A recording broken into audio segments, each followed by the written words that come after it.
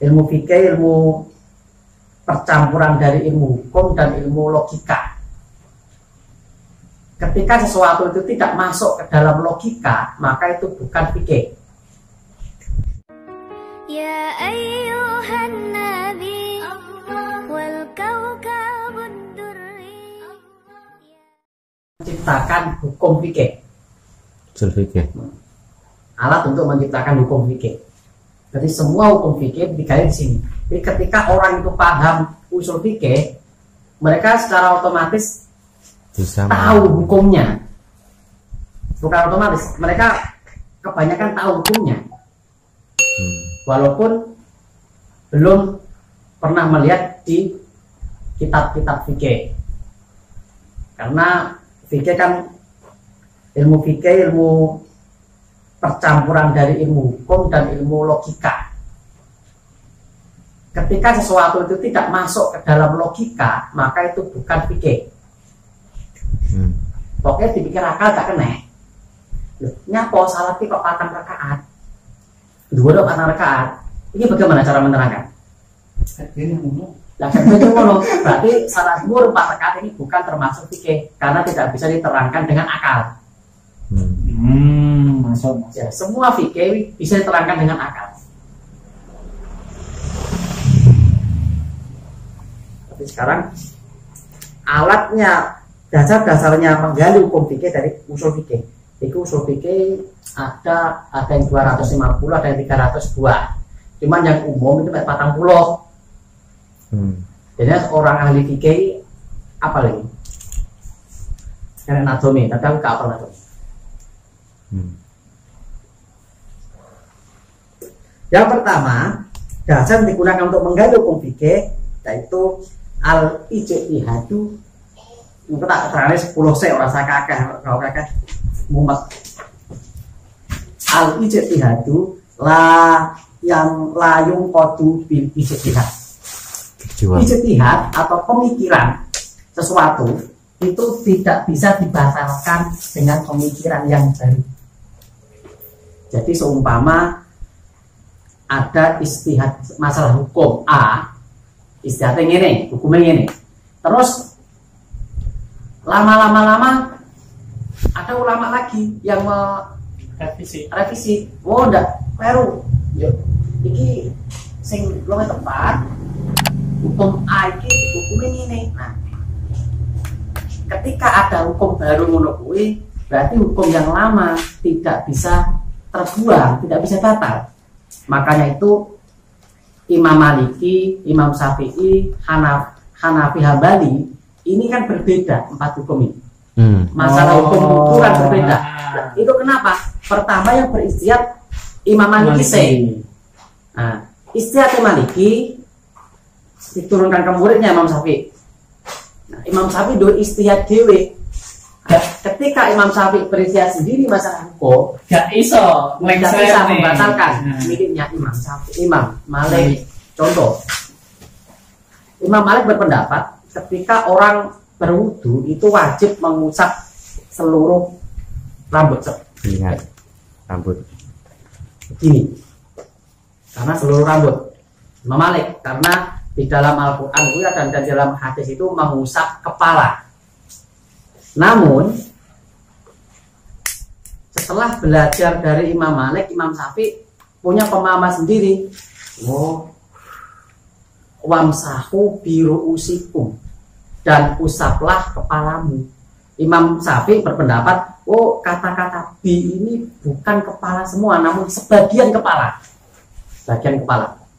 Jadi dia berpendapat bahwa kalau kita berwudu terus megur teluk tok rambut sing di basuh iki wis sah menurut Imam Syafi'i. Tapi Imam Malik tidak sah, harus semua. Nah, ketika ada istihad yang seperti itu, maka istihadnya Imam Malik tidak bisa batal. Tetap boleh kita menggunakan Imam Malik, boleh kita menggunakan Imam Syafi'i. Ini adanya perbedaan peraturan fikih itu di sini. Istihad itu tidak bisa dibatalkan dengan istihad yang lain. Jadi ketika ada peraturan yang berbeda biasa. Imam Malik tidak boleh sholat subuh itu tidak wajib, bukan tidak boleh.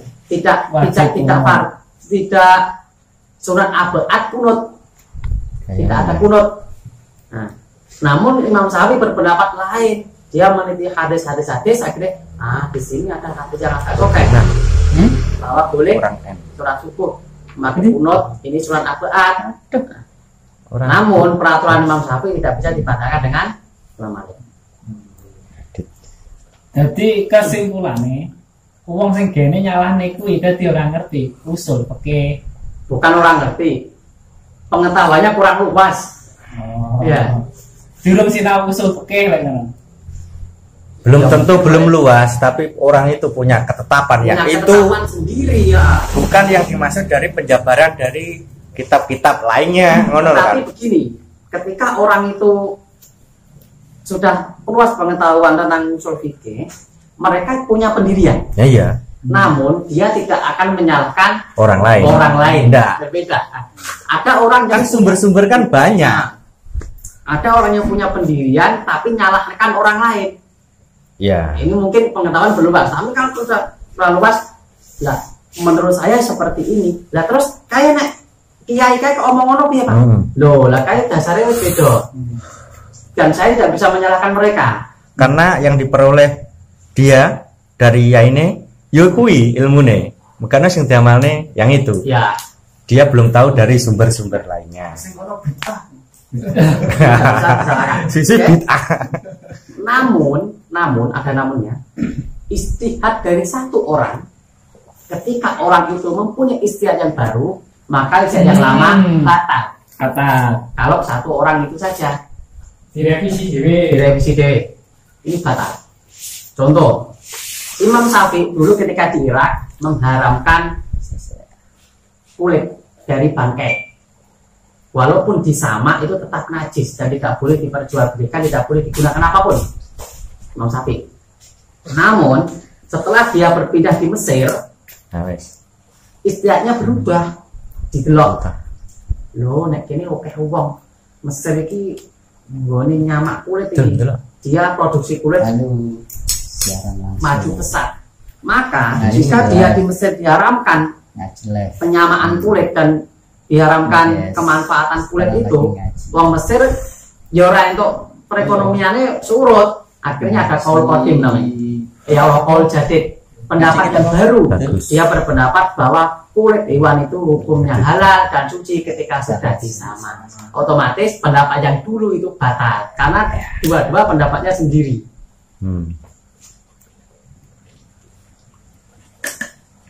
Kenapa kok istihad itu tidak bisa dibatal? Istihadnya orang tidak bisa dibatalkan dengan orang lain karena pemikirannya orang itu satu dan satunya nilainya sama.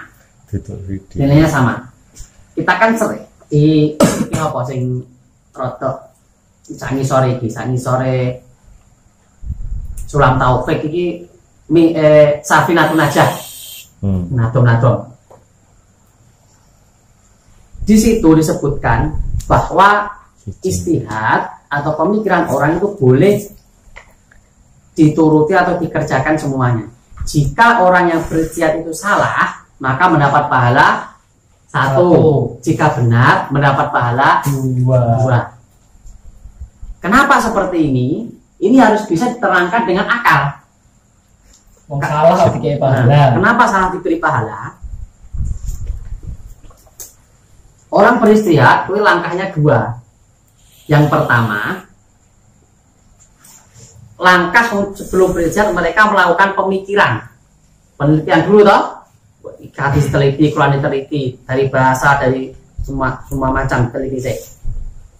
Setelah itu dia mengeluarkan hasil pemikirannya, berikan loro. Nah, ketika hasilnya hasil pemikiran dan hasil pemikiran ini nilainya kan 2. Pemikiran 1, hasilnya 1.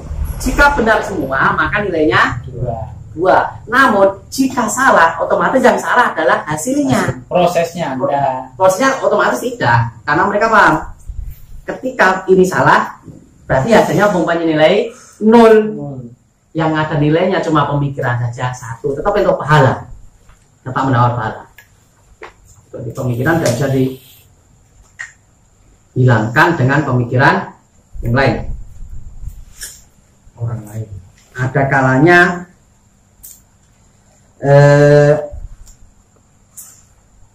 makanya itu Imam 4 itu kan sumbernya satu, sumbernya Imam Malik, kitab fikih yang paling tua namanya Muwatta, itu sumber dari fikih di situ. Belajar Imam Malik, Syafi'i ini soleh, tapi pemikiran mereka berbeda dan mereka saling menghormati pemikiran masing-masing. Ketika Imam Syafi'i sholat dengan Imam Malik, ya otomatis memakai hukum Imam Malik. Imam Malik menjadi imam atau makmum di belakang Imam Syafi'i, dia yang mengambil hukum Imam Syafi'i. Sebenarnya semua pencetus hukum begitu dia tahu bahwa harus menghormati satu sama lain. Lah, sing mari geger kan kerucuk-kerucuk ngono kuwi. Sing pengikut ora pati paham ngono maksudnya iki. Mari geger kan ngono kuwi. Pendirinya tidak masalah. Kenapa kok mereka geger? Karena kadang-kadang sing geger ini mereka di tingkat taklid. Ikut-ikutan. Ikut-ikutan. Jadi ketika kita belajar ilmu itu ada 3 tingkatan. Yang pertama itu mujtahid, istihad. Otomatis kita tidak mungkin beristihad, ilmu kita kurang, ya kan? Yang kedua mutabi. Mutabi itu orang yang ikut. Namun yang dinamakan mutabi itu orang yang ikut tapi tahu dasarnya. Oh, aku melu Imam Syafi'i. Lek sholat ki ngentut batal, wudu ngentut batal. Lah nyapa kok ngentut batal? Karena pancen ada hadisnya ketika mencium bau maka perbaruilah wudumu. Terus ada dasarnya kan? Terus aku melu Imam Malik ngentut nggak batal. Loh, kok bisa? Hadisnya ketika ada mencium bau maka perbarui wudumu. Dari orang mencium bau berarti ya tidak ada tahu dasarnya. Yang ketiga taklid iki mek gur melu tok tapi enggak ro dasare. Lah sampan kok bar fanatike nomor 1. Bar mangan daging, lah kok wudune nyapa to, Kang? Wong fanatik ya berdasar. Kok bar mangan daging sampean kok wudune nyapa apa batal?